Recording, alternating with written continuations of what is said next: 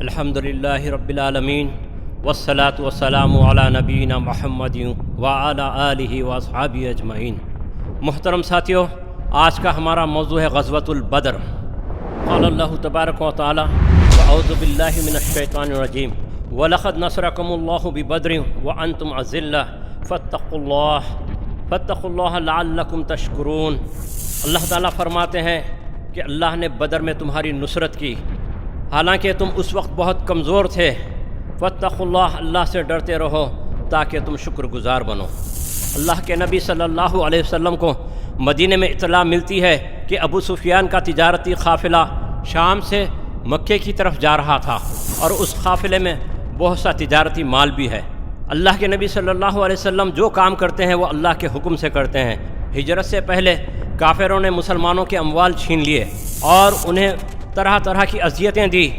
ان نقصانات کے بعد مسلمان یہ حق محفوظ رکھتے تھے کہ تجارت کا جتنا مال کافروں نے ہم سے لوٹا ہے ہم ان سے ضبط کر لیں۔ اس کے علاوہ دوسری بات یہ بھی تھی کہ کیونکہ یہ قافلہ مدینہ کی سرزمین سے ہوتا ہوا مکے کی طرف جا رہا تھا، اس قافلے کو روکنا اور اسے گرفتار کرنا یہ مسلمانوں کا حق تھا۔ مسلمان مدینہ سے جنگی تیاری کے ساتھ نہیں نکلے تھے، بلکہ وہ قافلے کو روکنے کے لیے نکلے تھے۔ ابو سفیان کو جب اطلاع ملتی ہے کہ مسلمان اس پر حملہ آور ہونے والے ہیں، وہ اپنا راستہ تبدیل کرتے ہوئے مکے کی طرف روانہ ہوتا ہے، لیکن کفار قریش جو اس وقت طاقت کے نشے میں چور ہوتے ہیں، انہوں نے ارادہ کیا جنگ کا، اور وہ جنگ کے لیے روانہ ہو گئے، جن کے ساتھ 1000 سے زیادہ کا لشکر تھا اور مال و دولت کی کوئی کمی نہیں تھی۔ اپنے جدید ہتھیاروں کے ساتھ وہ مقابلے کے لیے مسلمانوں سے مکے سے مدینہ کی طرف روانہ ہوتے ہیں۔ اس اچانک پیش آنے والی صورتحال پر اللہ کے نبی صلی اللہ علیہ وسلم بدر سے پہلے مجلس مشاورت منعقد کرتے ہیں، اور تمام صحابہ اس بات کا ارادہ کرتے ہیں اور اس بات کا اظہار خیال کرتے ہیں کہ اے اللہ کے نبی، کہ ہم ہر طرح کافروں کے خلاف جہاد کے لیے تیار ہیں۔ ایک صحابی نے عرض کیا، یا رسول اللہ، کہ ہم وہ قوم نہیں ہیں جو موسیٰ علیہ السلام کے ساتھ جیسے یہودیوں نے کہا تھا کہ فَاذْهَبْ أَنْتَ وَرَبُّكَ فَقَاتِلَا إِنَّا هَاهُنَا قَاعِدُونَ۔ ہم اس طرح نہیں کہیں گے کہ اللہ اور اس کے رسول جائے اور قتال کرے، ہم یہاں بیٹھے رہیں گے۔ ہم وہ یہودی قوم نہیں ہیں، بلکہ ہم نے آپ کے اوپر ایمان لایا۔ اللہ کے نبی صلی اللہ علیہ وسلم کے سامنے جب ابو بکر صدیق، حضرت عمر فاروق تمام نے تقریریں کی، پھر بھی اللہ کے نبی صلی اللہ علیہ وسلم مشاورت کو جاری رکھے، تب انصار صحابہ نے پہچان لیا کہ آج اللہ کے نبی صلی اللہ علیہ وسلم ہم سے چاہتے ہیں کہ ہم اپنی رائے پیش کریں۔ تب حضرت سعد بن معاذ رضی اللہ عنہ کھڑے ہوتے ہیں اور آپ فرماتے ہیں کہ اے اللہ کے نبی، ہم آپ پر ایمان لائے ہیں۔ یہ اور بات ہے کہ اگر کافر حملہ کرتے مدینے پہ تو ہم آپ کا ساتھ دیتے، یہ معاہدے میں تھا، لیکن اب ہم کیونکہ آپ کے اوپر ایمان لا چکے ہیں، آپ یہ کہیں گے کہ ہم مدینے سے باہر نکل کر کافروں پر حملہ کریں، یہاں تک کہ یمن تک چلے جائیں، تو ہم یمن تک جانے کے لیے تیار ہیں۔ اگر آپ حکم کریں سمندر میں چھلانگ لگائیں تو ہم اس کے لیے بھی تیار ہیں۔ جب مشاورت مکمل ہوتی ہے، حضور اکرم صلی اللہ علیہ وسلم کے حجرے پر حضرت ابو بکر صدیق رضی اللہ عنہ پہرا دیتے ہیں۔ اللہ کے نبی صلی اللہ علیہ وسلم رات میں دعائیں فرماتے ہیں، مناجات کرتے ہیں، اور اللہ تعالیٰ سے سجدے کی حالت میں طویل ترین دعا فرماتے ہیں۔ اسی دعا میں اللہ کے نبی صلی اللہ علیہ وسلم نے یہ فرمایا کہ اے اللہ، اگر یہ 313 آج اگر ہلاک ہو جاتے ہیں تو قیامت تک اس زمین پر تیرا نام لینے والا نہ رہے گا۔ اللہ تعالیٰ آپ کی دعاؤں کو قبول فرماتے ہیں۔ ان طویل سجدے کے بعد اللہ کے نبی صلی اللہ علیہ وسلم سے حضرت ابو بکر صدیق رضی اللہ عنہ فرماتے ہیں کہ اے اللہ کے نبی، آپ سر اٹھائیں، اللہ کی مدد اب ہمارے ساتھ ہے۔ اللہ کے نبی صلی اللہ علیہ وسلم جب سر اٹھاتے ہیں تو اس وقت صحابہ سے عرض کرتے ہیں کہ اب جب صبح ہوگی تو فلاں کافر، فلاں سردار یہاں قتل ہوگا، فلاں یہاں قتل ہوگا۔ اللہ کے نبی صلی اللہ علیہ وسلم نے آپ صلی اللہ علیہ وسلم تمام پیشگی حالات کو جنگ کے بیان کرتے ہیں۔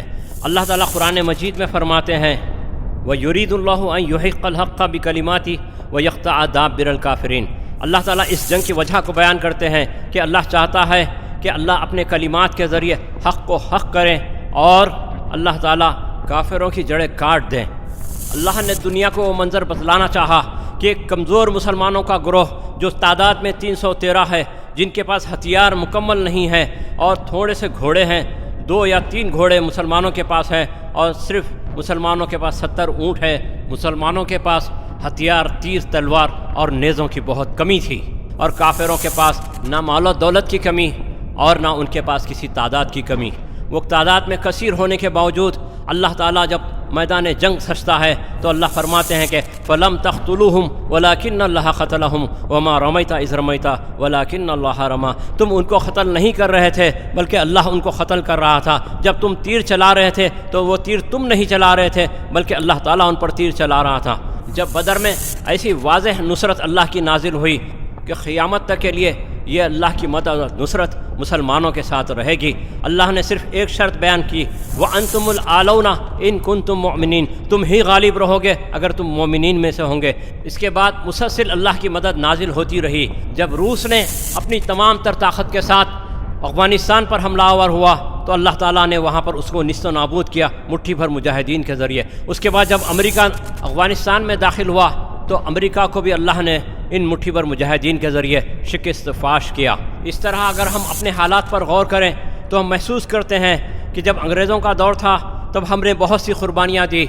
انگریز تو چلے گئے لیکن اس سے بڑی طاقت کو اللہ نے ہمارے سامنے کر دیا، جو آج ہندو ہماری مساجد کو مسمار کر رہے ہیں، ہمارے گھروں کو مسمار کر رہے ہیں، جو حجاب پر پابندی لگاتے ہیں، مسلمانوں کو حلال گوشت بیچنے سے روکتے ہیں تاکہ مسلمان حلال کھانے سے رک جائیں اور حرام کی طرف مائل ہو جائیں۔ اب ہمارا مقابلہ ایک بڑی طاقت سے ہے۔ جس طرح سے افغانستان میں ہمارا مقابلہ دنیا کی تمام بڑی طاقتوں سے رہا، اس طرح بھارت میں بھی ہمیں ایک بڑی طاقت سے ہندوؤں کی جو جابر ہے، ظالم ہے، جو اسلام کو مٹانا چاہتی ہے، اس سے ہمارا مقابلہ ہے۔ لیکن ہم مقابلہ اسی صورت میں جیت سکتے ہیں جب ہم اس قابل بنیں گے کہ اللہ کی مدد اور نصرت ہمارے ساتھ ہو جائے۔ پچھلے تمام معرکوں میں، خاص کر غزوۃ البدر میں، اللہ تعالیٰ فرماتے ہیں اِنَّ فِي ذَلِكَ لَعِبْرَةً لِأُولِي الْأَبْصَارِ، بے شک اس غزوے میں اللہ تعالیٰ کی طرف سے عبرت ہے ان لوگوں کے لیے جو بصیرت رکھتے ہیں۔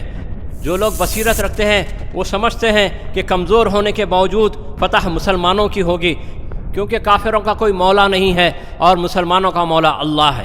یہ غزوہ ہمیں اتحاد کی نشانیاں بتاتا ہے کہ اللہ کے نبی کے ساتھ مہاجرین بھی ایک ہیں اور انصار بھی ایک ہیں، اور تمام صحابہ سیسا پلائی ہوئی دیوار کی مانند اللہ کے نبی کے ساتھ کافروں سے مقابلہ کرتے ہیں۔